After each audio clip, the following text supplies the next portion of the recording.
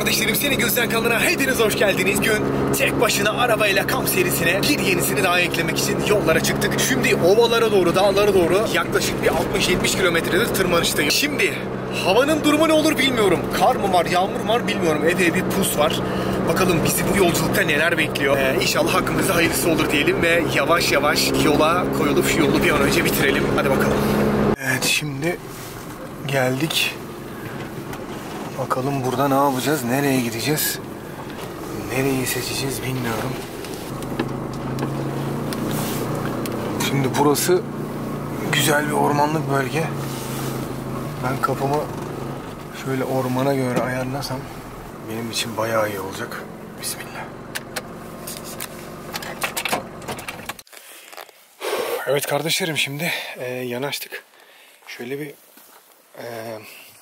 karavanı nereye yanaştırdık, ne yaptık, bir çevreye bakalım. Hiç bakmadım. Yani arabanın farlarıyla yanaştığımız yere kadar yanaştık. Evet, bu tekerlek güzel bir yerde. Aynen. Evet, bu da öyle. Evet, bu da öyle. Şimdi burada bakmam gereken akü değerleri.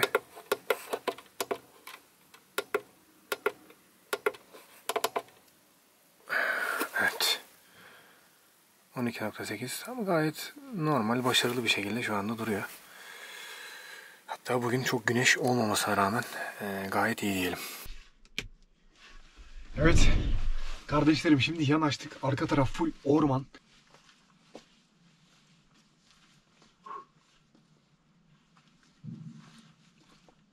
Evet. Böyle bayağı güzel. Evet, şimdi içerisini çok üşütmeden hemen yavaş yavaş hazırlanayım ve şurada bir düzenimi kurayım. Evet kardeşlerim. Şimdi öncelikle yapmam gerekenlerden bir tanesi kazağımı giymek ve bastoyu çalıştırmak. Öncelikle bakalım bu kazağı hatırlayacak mısınız? Çok eski bir kazağım. Araç üstü çadırlı bir videoda tanıtmıştım bunu size. Hatta çok sorun olmuştu. Abi ya bunu nereden aldın falan. Bit pazarından aldım. 5 liraya aldım falan diyordum herhalde. 5 liraydı böyle. Yani 4 senelik 5 senelik bir kazaktı. Öyle hatırlıyorum. Şimdi burada şöyle söyleyeyim. Zaten yatak olayını biliyorsunuz. Burada yatmak gayet basit. Şu anda yatak düzeni hazır burada. Ama tabii ki de yatak düzenini kullanmak istemeyince burasını direkt şeye çevirmemiz gerekiyor. Yani masa olayına çevirmek gerekiyor. Hemen ben burada bir masa olayını tecrübe edeyim. Şu anda şöyle. Bu dış masamız. Pek dışarıya çıkma durumun olur mu bilmiyorum. Ama bakacağız. Şimdi hemen şunu şöyle alalım.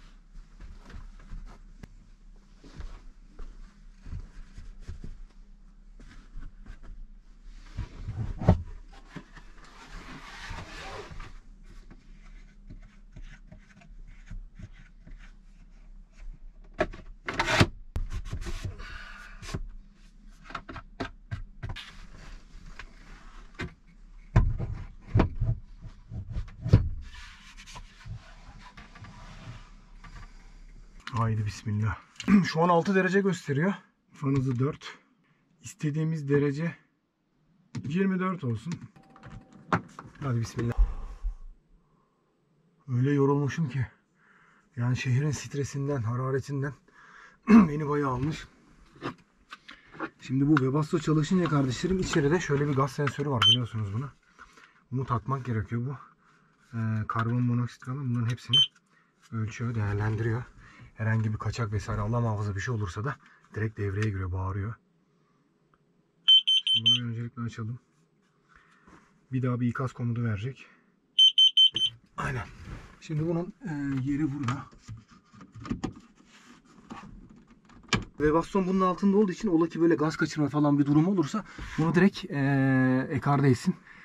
Bize uyarı versin diye. Çok önemli. Onu yani yeni pil, mesela ben karavandan çıkarken kullanmayacağım vakit onu söküyorum. Sebebi şu, pillerin boşu boşuna bitmesin. Her kampta tekrardan pilleri aktif hale getirip takıyorum. Evet, şu anda içerisi yavaş yavaş ısınmaya başladı. Güzel güzel üflemeye başladı.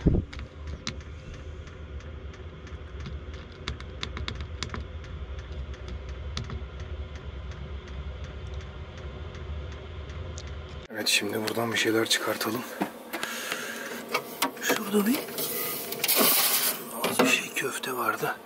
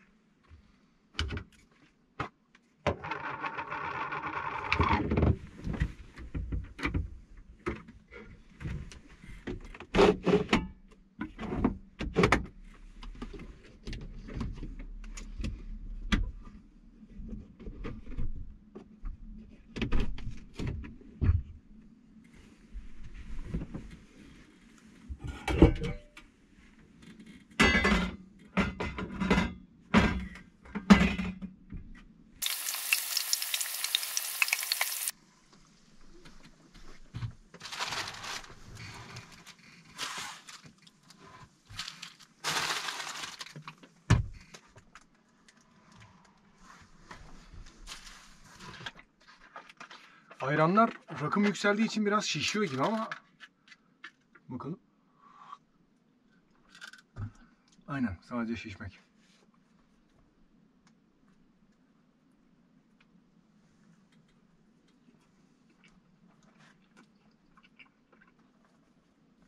Bismillahirrahmanirrahim.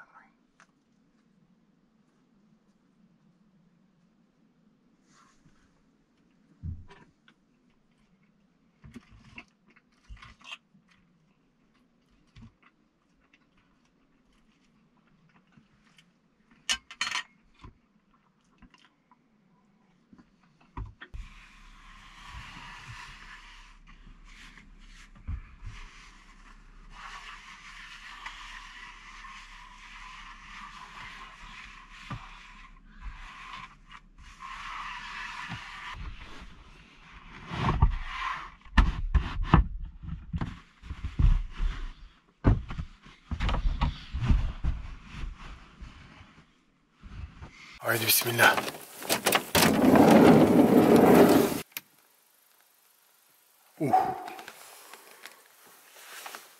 Tertemiz.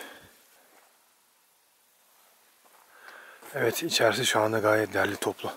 Ya bende biraz düzen hastalığı var kardeşlerim.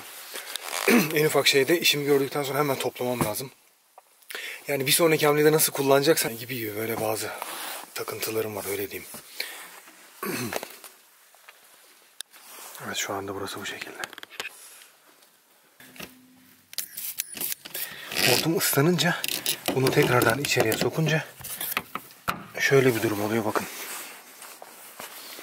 Burada bu hortumun metal aksamı suyla geldiği için zemini ıslatmasın diye buraya böyle güzel bir yuvarlak tas gibi bir şey koydum, plastik. O şey yapıyor. Onun içinde kalıyor su. Herhangi burada da biz fark etmeden ufak bir sızma vesaire bir şey de olursa bunun içine biriksin diye. Bütün bağlantı aparatlarının altında böyle bir durum var. Şimdi buradan bir tane sandalyemizi alalım. Su durumumuza da bir bakalım. Gerçi bayağı vardı, diğer kampta olurmadık ama aynen.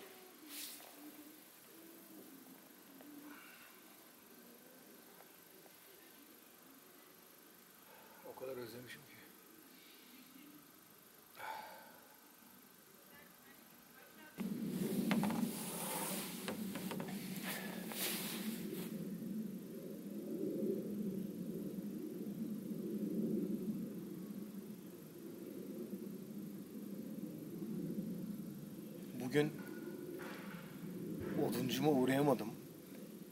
Haliyle odun alamadım. Burada çok kısa bir süre önce kar vardı kardeşlerim. Kar olunca her şey nemli olabiliyor. Gerçi şu anda arasam yine arayabilirim ama şu an hiç o modda değilim. Yani sımsıkı giyindim ve bu hissiyatı almak da çok güzel bir şey. O yüzden illa ateş yakma derdinde değilim. Yoksa pratik o kazanımız da var. Çubuklu, hızlı kurulabilen kazan. Yer kaplamayan kazan, öyle diyeyim. Aslında tüm ekipman var ama biraz ıslak olduğu için hiç o işe girişmedim. Ama şu anda tek derdim aslında şehirden uzaklaşıp bugün tek başına arabayla kamp serisine bir video daha eklemekti. Şu ana kadar her şey çok iyi gidiyor. Yani nasıl söyleyeyim? Şehirden uzaklaşabildiğiniz, dinlenebildiğiniz aslında. Şehirde de dinlenebildiğiniz noktalar vardır tabii ki de ama şehirden uzaklaşıp da dinlenebildiğiniz noktaları elbette dönem dönem alışıyorsanız, alışkınsanız bana çok arıyorsunuz. Gerçekten çok farklı bir şey. Şimdi ben bu akşam bazı sorular var, sürekli sorulan. Bunları inşallah hepsini cevaplamaya çalışacağım.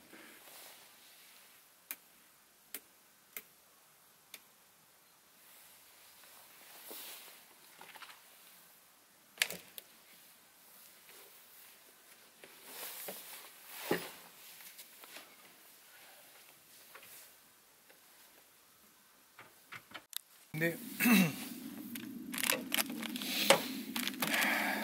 birçok soru geliyor. Özellikle şu şekilde. Karavana geçtin ya sen şimdi.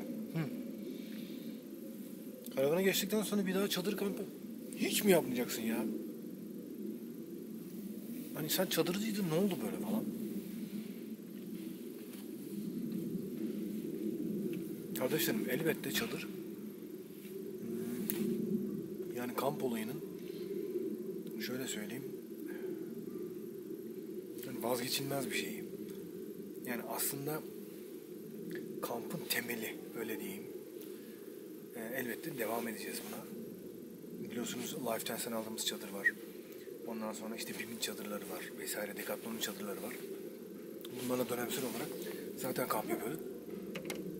Elbette devam da edeceğiz. İkincisi, bu dönem tabii Karaman göz önünde olduğu için en çok onunla ilgili sorular geliyor. İşte kaç paraya mal ettim falan. Tabii bunlar videoda hepsinde çıktı. Videoda bitirdim ben bunları. Son karavan videosunda, 7. videoda hepsini açıklamış bulunmaktayım ama söyleyeyim, ortalama bir 80-85 bine kadar mal oldu. Onun haricinde arabanın özellikleri soruluyor. İşte öyleydi, böyleydi, şöyleydi, işte kaç model, ne kadar yakıyor. Yani arabamız 99 model. 99'da trafiğe çıkıştı. 98 yazıyor ama 99 trafiğe çıkıştı. 468 binde ve yakıt olarak şöyle söyleyeyim, fabrika verisi işte 100 kilometrede ortalama şehir içi şehir dışı 10 litre civarında gelmekte.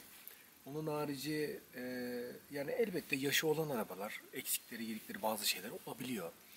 Örnek veriyorum, mesela birkaç yağ kaçağımız vardı. Yağımızda bir eksilme yaşamıştık. Haliyle böyle şeyler başınıza gelebiliyor ama şu anda Allah'a şükür herhangi bir durum, herhangi bir olay yok. Gayet normal. Tabi turbosuz oluşu birazcık bizi şey yapabiliyor yokuşlarda, böyle işte devri çok iyi takip etmeniz gerekiyor. Turbosuz olduğundan dolayı, yani kara dizel düz motor olduğu için 2200 biraz daha dikkat etmen gerekiyor. Devri düşürseniz vitesi çok düşürsünüz ama devrinizi ayarlarsanız ona göre bir geçişlerinizde falan çok bir düşüş yaşamadan çıkıyorsunuz, öyle diyeyim. Yani elbette turboya göre kıyaslanamaz kesinlikle ama kendi yaşına, kendi kilogramına, kendi şartlarına uygun olarak bence gayet başarılı bir araba. Çünkü arabamız 2 ton 200 geliyor şu an karavan haliyle. Ve 2 ton 200 bir arabanın ortalama 100 litrede 10 TL yakması, 10 litre yakması gayet bence normal. Ufak tefek yağ kaçağı vesaire bunlar da normal sayılabiliyor. Onun haricinde böyle bizi üzen, beni şey yapan bir durumu yok. Birçok kardeşim şunu söylüyor, işte aslında en çok da abi işte tavan kısa değil mi yani, rahatsız olmuyor mu? Yo, tavanım kısalığı, uzunluğundan ziyade ben çadır işiyle, hani çadırla bu kamp hayatına giren birisi olduğum için beni çok zorlamıyor aslında. Yani amaç biliyorsunuz her şey ne kadar pratik ve rahat hale gelmiş durumda. İşte suyundan, yemeğinden, ışık sisteminden, masadan, yatak sistemine kadar bunu pek de anlatmaya gerek yok aslında. O yüzden insan o boy meselesine çok da takılmayıp aslında konforunu ve rahatını göz önüne alarak bunun rahatlığını sürebiliyor. Yani hayatına çok rahat bir şekilde adapte edebiliyor. Ama şunu söyleyeyim, direkt karavanla başlayanlar bir daha çadır kampı yapar mı bilmem. Şimdi çadırın zevkini almadıysanız, direkt karavanla kamp hayatına başladıysanız bu sizi epey bir zorlayabilir. Onu söyleyeyim. Bunun haricinde şu çok geliyor, motokaravan mı, çekme karavan mı? Ben çekme karavan kullanmadım ama kullanan takipçi abilerimiz var. Böyle denk geliyoruz kamplarda. Diyorlar ki yani çekme karavan ayrı bir adaptasyon gerekiyor. Yani arkada ayrı bir dünya taşıyorsun. Haliyle bu da ne yapıyor? Yorabiliyor. İşte bir yere bırakıyorsun, takip etmen gerekiyor. Yani virajlara dikkatli girmen gibi vesaire vesaire birçok şey arkanda bir sonuçta vagon taşıyorsun. Dikkat etmek gerekiyor. Artısı şu diyorlar. Mesela buraya geldiniz mesela. Örnek veriyorum. Yerleştiniz. Bir ihtiyacınız var. Merkeze ineceksiniz. Onu götürmüyorsunuz. Kendi binek aracınızla 4x4 arazinizle ya da ne bileyim binek arabanızla gidip çok rahat bir şekilde işinizi halledip geri dönüyorsunuz. Kamp alanını terk etmeden işinizi görebiliyorsunuz. Bu güzel bir şey. Bunu çok söylüyorlar ama bence motokaravan neden? Bir yerde olacak, tek olacak. Yani çıkacağım zaman çıkacağım, çıkmayacağım zaman çıkmayacağım gibi böyle her şeyin derli toplu olması benim için biraz daha önemli.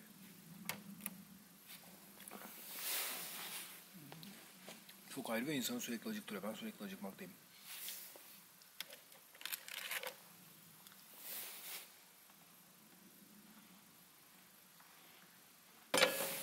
Evet kardeşlerim artık ufaktan içeri girmek lazım. Dışarısı bayağı soğudu. Yalnız şöyle bir durum var. Webasto çalışırken bir kesildi. Hem ona bakacağım. Durum vaziyet nedir? Bir onlara bakalım. Şuradaki. Biz buna mazot almadık ya herhalde. Ben buna mazot almayı unuttum. Hadi ya. Şuradaki sistem çekememeye başlayınca bunu yapıyor haliyle. Bunu biraz kaldırırsam biraz daha gider. Şu şekilde.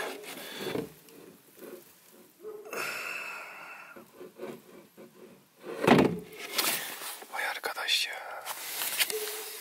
Bundan tamamen çıktı. Ben çünkü bunu 3 kamp önce falan fulllemiştim. Şimdi depodan mazot çekmek. Neyse. Şu arkada bir tane soba olacak, ona bakalım yine.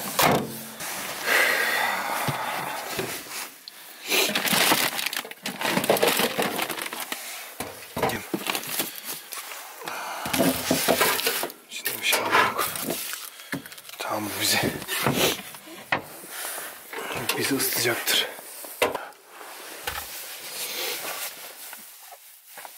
Çıkarmasın daha iyi.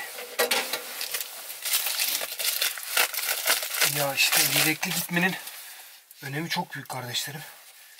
Yani bazı şeylerin yedeğini yanınızda bulundurmanız önemli. Mesela ben bu arabayı satın aldığımda bu arabanın şoför koltuğunun altında yedek ayna içi, ondan sonra iki tane miydi? Bir tane galiba. Tabii bir tane yanlış hatırlamıyorsam. İşte hidrolik yağı, direksiyon yağı. Ondan sonra işte fren yağı böyle. Hidrolik yağı vardı yani bir kutu. Onun harici 4 tane balata. Adam böyle bunları koymuş. İşte bir tane arabanın kullanılan yağından vesaire. Böyle şeyleri görünce çok hoşuma gitti. Sonuçta yani arabanın modeli ne olursa olsun bence yani gerekli mi? Gerekli. Bazen hani bir yerdesin mesela, balatan bitti, ne yapacaksın mesela? Bir tamirciye götürsen belki aynı parçadan bulamayacak. Ya da ne bileyim yolda hidrolik yağın azaldı, bir şey oldu yani işte.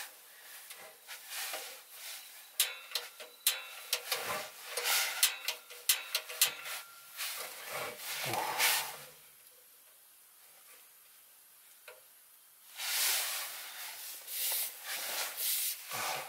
ya.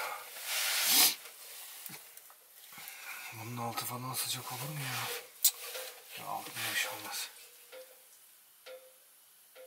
Ben bunu böyle koyabilirim gönül rahat. Ya burada bizim için ne sıkıntı olacak? Webasto'da çalıştığı sürece içerisi hep aynı derecelerde kalıyor. Şimdi bunu sürekli çalıştırıp yatma gibi bir durumumuz yok.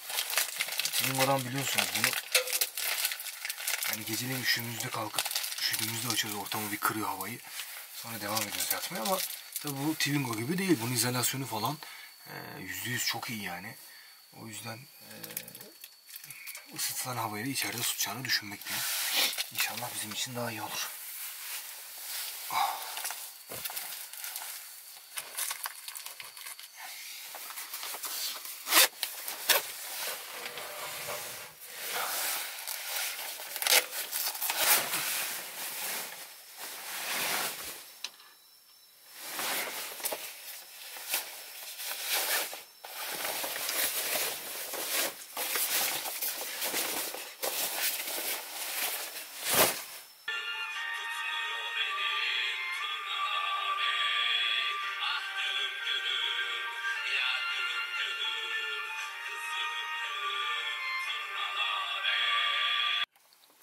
Şöyle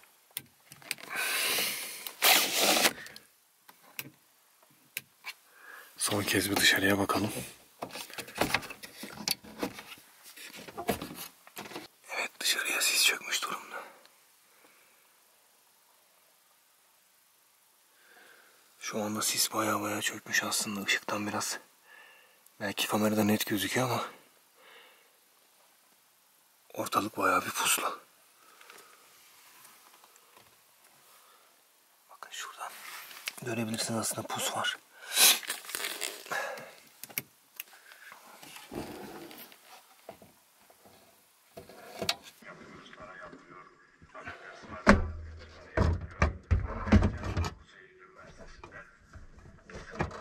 İşte benim yatağımı, yatak malzemelerimi şuradan çıkarmam iyi olacak.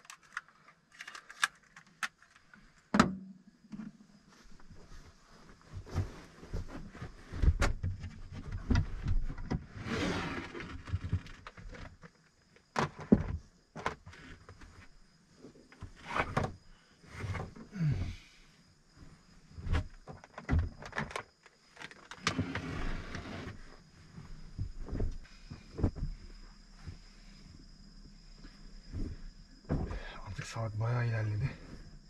Dışarıda hiç ses yok. Köpekler tekrardan hakimiyeti aldı. Ama tabii ki de böyle sığınak, yani böyle bir alanda olmanız çok büyük bir artı oluyor. Aslında bu tırnağın yeri tamamen bunun arkası, ama biz bunu şu aradakine takarsanız şuradan sürekli bir hava döngünüz olmuş olacak. Bu da önemli bir şey. Bu ne olur? Bunu indirirsiniz. Arkadan bu şekilde böyle bir hava döngüsü olur. Bu gerçekten çok önemli bir şey. Özellikle soba, olumu, ya her şeyi geçin. Hepsini bırakın. Sadece içeride nefes alabilmek için, temiz havanın olabilmesi için, oksijen için bile bu gerekli. İsteyen ön camdan da küçücük bir tırnak açabilir ama ben bunları denediğimde gayet başarılı olmakta.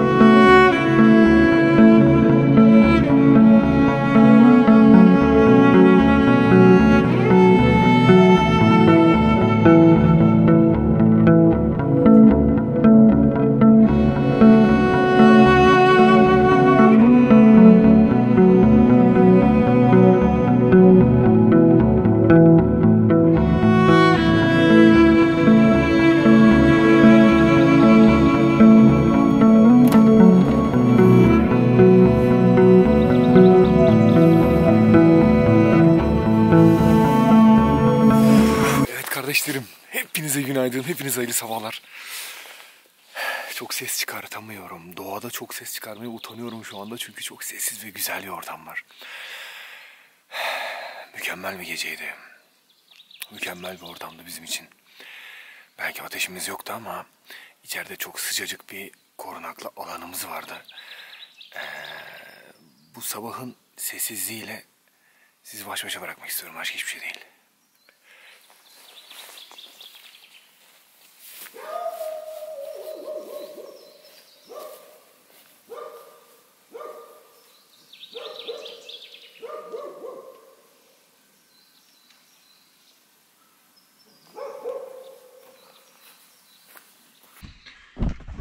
Şimdi kalktığımız gibi yatağımızı toplarsak bizim için çok büyük bir artı oluyor.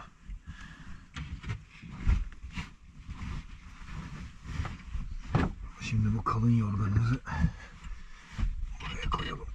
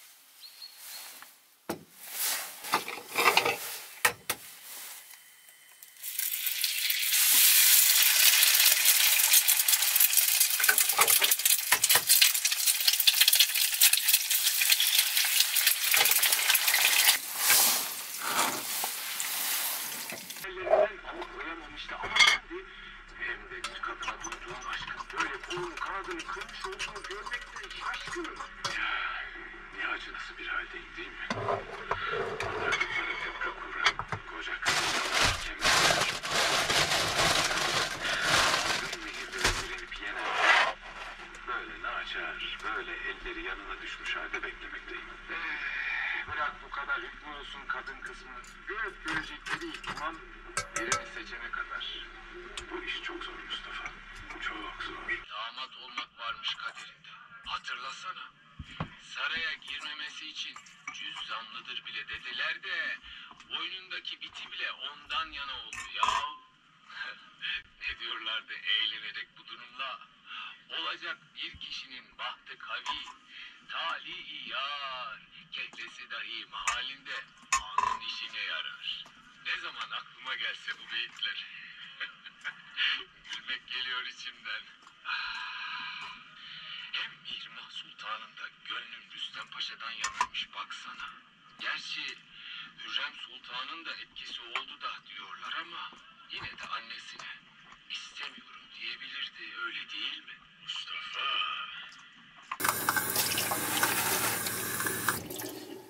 Tabii ki de bulaşık yıkamak. Aslında bunu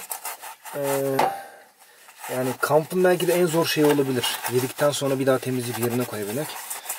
Ama tabii çadır hayatına göre farklı oluyor.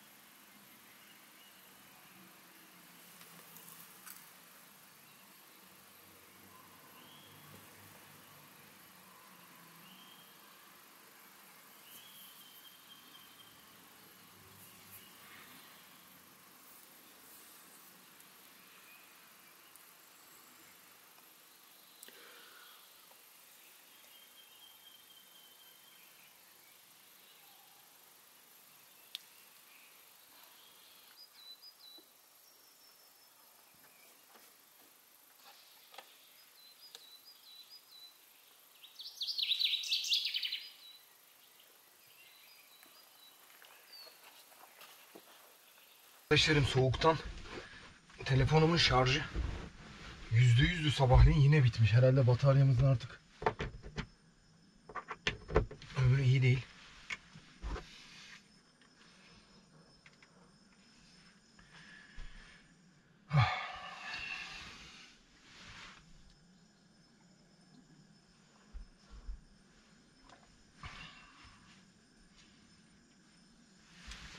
Şimdi yanımda bir kitap var.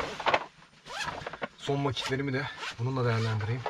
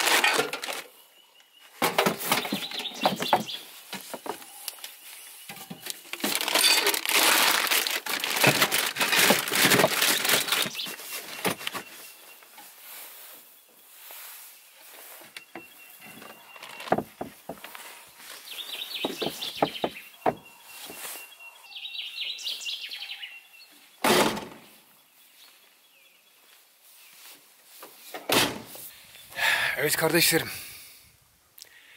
benim için yaşayış olarak gerçekten çok güzel bir gece ve çok güzel bir sabahtı. Umarım size ekranlardan bu ortamın sıcaklığını ve samimiyetini geçirmeye çalışmışımdır. Beni izlediğiniz için gerçekten çok teşekkür ederim. Arabayla tek başına soğuk bir havada kampın sonuna geldik. Sağlıcakla kalın, Allah'a emanet olun.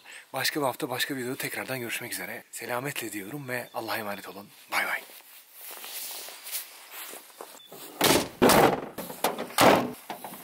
Bismillahirrahmanirrahim.